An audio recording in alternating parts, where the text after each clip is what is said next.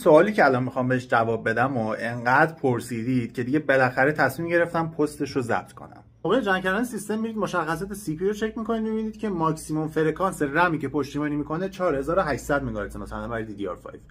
اما رمی که به شما پیشنهاد دادن 6000 مگاهرتز 5600. براتون سوال میشه که چرا فرکانس رم من از حد اکثر فرکانسی که سی پی پشتیبانی میکنه بیشتره و میگید که احتمالاً پولم رو هدر دادم.